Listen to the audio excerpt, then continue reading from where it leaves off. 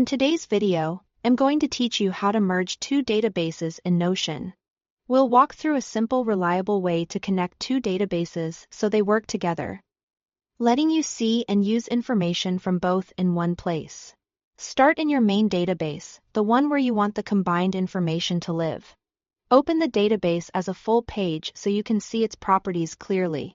Add a new property, and when the property type menu opens, choose Relation. This property is the bridge that links one database to another.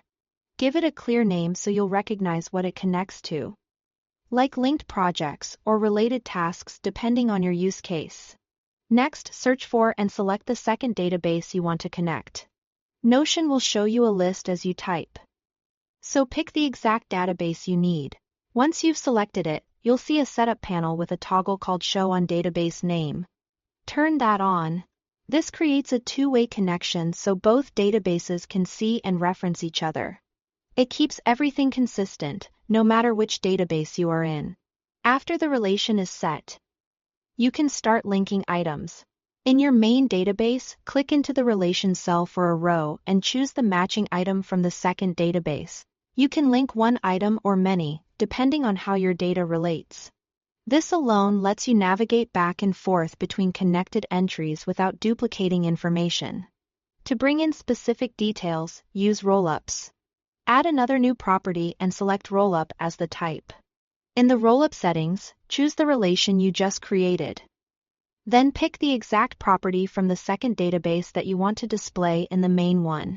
For example, you might pull in a cost field, a due date, or a status. Finally, choose how you want that information summarized or displayed. For numbers, you can show a single value or a calculation like sum or average. For dates, pick earliest or latest if there are multiple linked items. If you are pulling plain text or a single selection, showing the original value is usually best. As you test, try linking a few sample entries and confirm that the rollup displays what you expect. If anything looks off, double-check that you selected the correct relation and property in the rollup settings. Rename your properties for clarity, and hide any columns you don't need to keep your view clean. And that's it. You've connected two databases with a relation and surfaced the exact details you need using rollups, all without duplicating data. Thanks for watching.